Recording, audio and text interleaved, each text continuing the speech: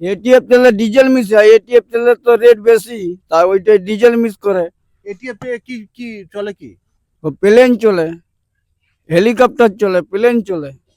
Aeroplane চলে, হ্যাঁ।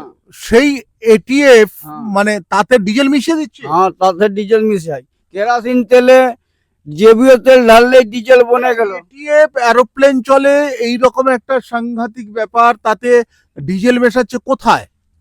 ও IOC থেকে লোড করে বেরোচ্ছেন, ওইখানে তো আমার গোদাম 95টা তো আছে, এই এই লোদাসলি তো।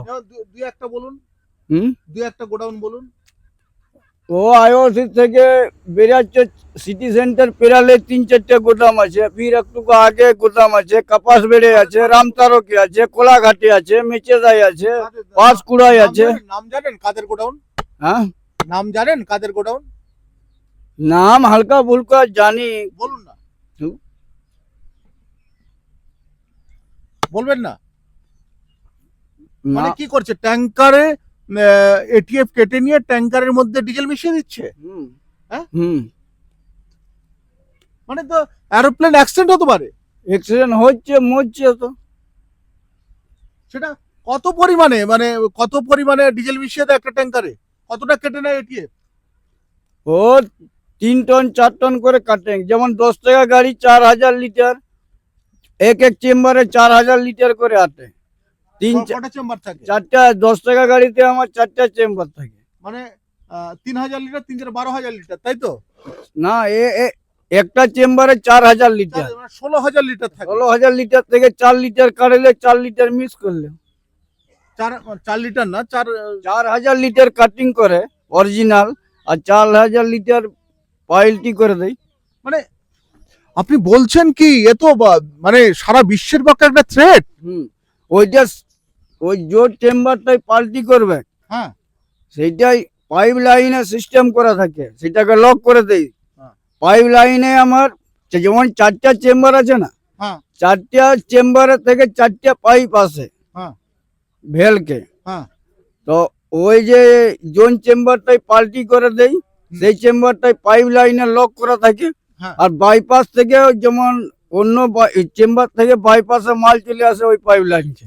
আচ্ছা। তো তার লেগে এরা বুঝতে পারেনি। হ্যাঁ। হ্যাঁ, যখনই খালি করবে, যেমন স্যাম্পুল হয়ে গেল, স্যাম্পুলের পরে খালি করে, হ্যাঁ। এখন ধীর আস্তে করে গাড়ির তলার ড্রাইভার যা কেউ ঢুকলিও, হ্যাঁ। যা হেল্পার, ওই সিস্টেমটাকে খুলে দিবে, সেই মালটা ওইটার সঙ্গে মিক্স করে বেরিয়ে চলে গেল। তার লেগে এরা বুঝতে পারেনি। মানে চিন্তা করতে পারছেন আপনি, আপনি কোন তথ্য দিচ্ছেন আমাদের, চিন্তা করতে পারছেন? পাইপ লাইনে সিস্টেম করা থাকে, পিচ গাড়ি তো ওরকম করা থাকে, ফার্নিশ অয়েলও ওরকম। আমি তো উষামাটি ঝাড়খণ্ড গামেরিয়াতে যে প্ল্যান্ট আছে উষামাটি, ও ডেলি 125 টন মাল লাগছে। 125 টনের ভিতরে 5 কোটি টাকার ফার্নিশ অয়েলের বদলে জল যেতেছিল, আমি তো ওইটার হাড়ি ভাঙেছিল। বলছি, আপনি যে এই কথাগুলো বলে দিচ্ছেন আমাদের, জানেন এটা আমরা দেখাবো, তাতে আপনার অসুবিধা হবে না? আমার কি অসুবিধা হবে? আমার কোনো অসুবিধা নেই। আপনি তো এর আগেও বোধহয় বিভিন্ন জায়গায় রেড করিয়েছেন। হ্যাঁ, কোথায় কাকে দিয়ে রেড করিয়েছেন? আমিও ঝাড়খণ্ডের ফুড মিনিস্টারকে লিখিত দিয়েছিলাম যে সিবিআইডি বালা আহিলে ওরাকে দেখি করে নিয়ে গেছি গোদাম কোথায় কোথায় কাটিং হয়। কোথা থেকে?